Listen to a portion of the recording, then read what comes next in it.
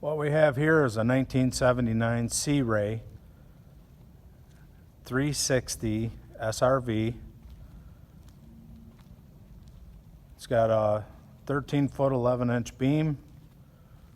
Center line measurement is 36 feet 6 inches.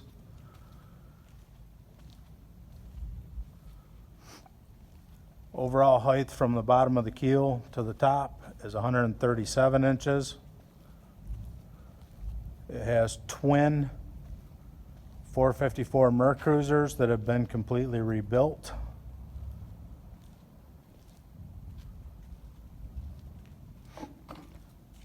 The canvas on it is 2 years old, I believe. There's over $6,000 in the canvas, and there is over $10,000 done in the two motors.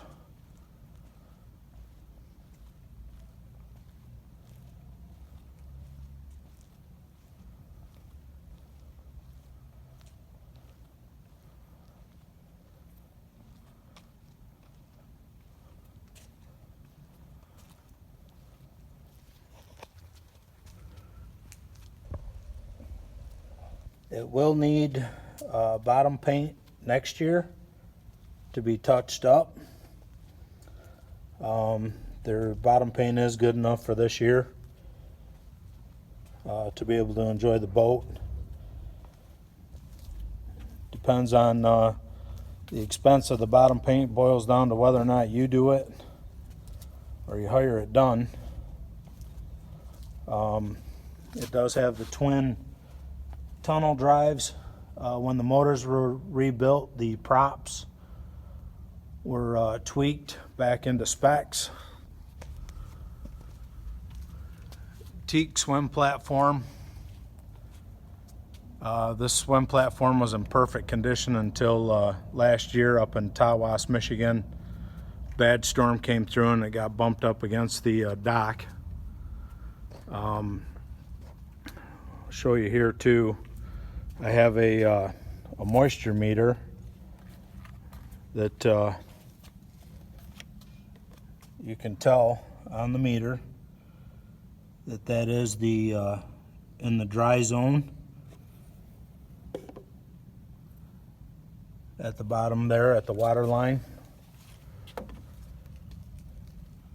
It's still in the dry zone there on the sides. This boat is one dry old boat. It's a very solid, well-constructed boat. 1979 was the last year before, I guess, the government stepped in and started making changes on fiberglass, and I don't know, there's a lot of weird things with it that I don't understand, but 79 was a well-built, heavy-duty, thick boat that's still in the very, very safe range. And I wanted to show you something here too.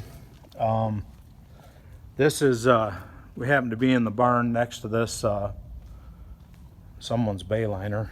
I'll keep the name and everything out of the picture, but this is a newer looking boat. But I wanted to show you, look at that, that's moist. And that's a, you know, it's drier there on the sides, but on the back it's showing moist. The transom, yeah. On the transom. Also, I'll show you something else that's kind of interesting. Here's a Carver Mariner, I believe. 330 Mariner. But look at that.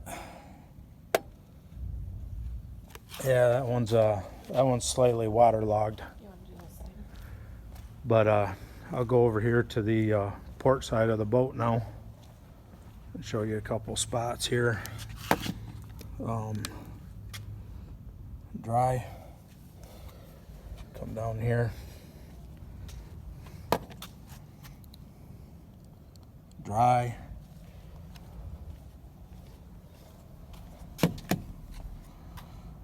Dry. right there at the back water line. See them right above the trim tab. I'm not hitting any buttons. I'm not doing anything to cheat this thing. You can't. It's dry. That's right there just below the deck line of the boat. Dry.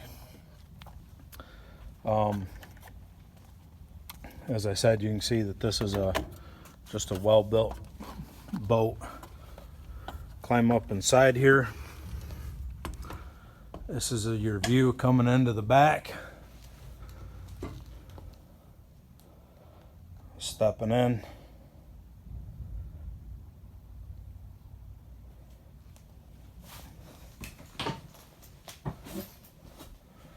You come up in, you got the two forward-facing chairs. Then you have the helm. There is a refrigerator up on the upper deck.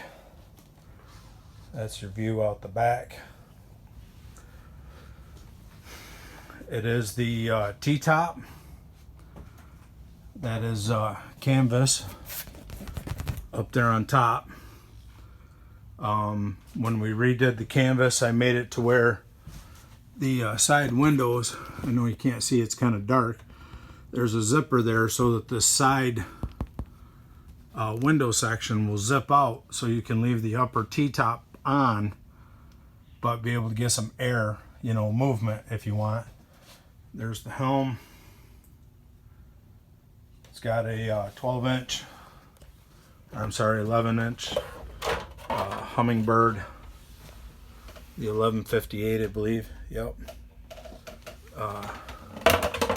Humminbird graph. It has the Garmin GPS graph as well. And then it has the older style LCD Raymarine radar. This is before you step down below. It does have the sliding door to close that area off, and you cannot see down into the main galley area. As you come down in, you've got the couch dinette over on the port side with your control center, the stereo. There are speakers up top as well as two speakers down below. Kind of scan around that door there to the left as going into the head. You walk straight ahead into the master area, or you have this door here, which is the bunks. This is the bunk bed model.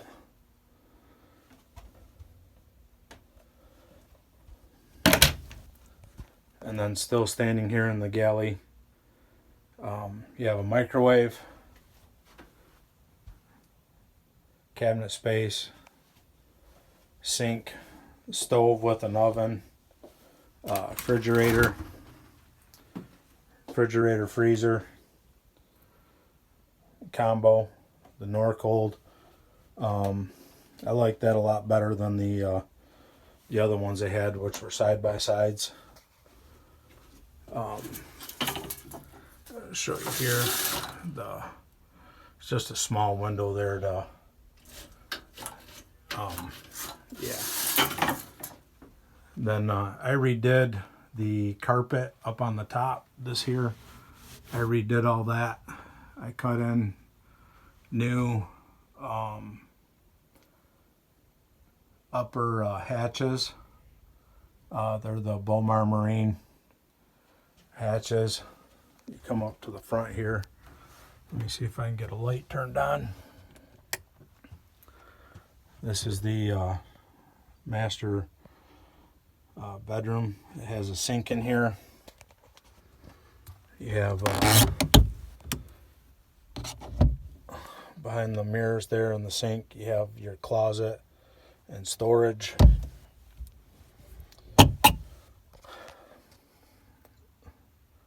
Bed.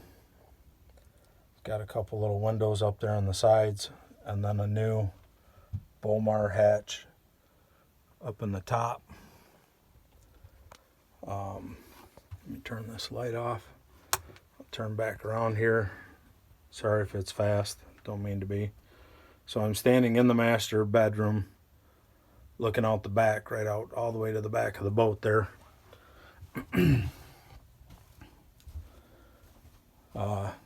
I did cut in new, sorry, probably can't tell, new LED lighting, at least in the dinette area. When I redid all that, I cut in those LEDs, put in LED lighting there, but the other side in the galley is still the old fluorescent light fixture. Again, I'm sorry if I'm spinning around too fast, making you sick. Step back up out. And again, the helm on the left. Canvas. Oh, here, show you something else. It's got, let me figure out which switch it is. Put LED lighting underneath there on the two sides. It's really nice at night times. It gives you a nice subtle lighting in the back of the boat. It does also have the if I can figure out which stupid switch it is. There we go. It also has the upper, that's still the old style lighting up in the,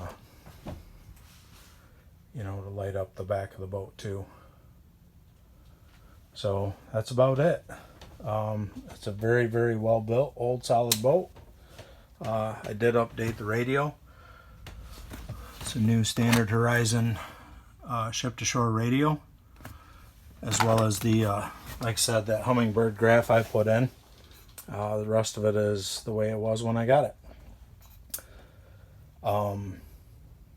The engine compartment is down here. And the floor, it's probably going to be dark, so that is your engine compartment. I'm sorry, I don't have a light down there right now, but like I said, two fresh motors. Generator's only got like 20-30 hours on it. It's not very much. As a matter of fact, I'll step back down here and show you. In the control panel, yeah, 21.9 hours. There's your control center. That's about it.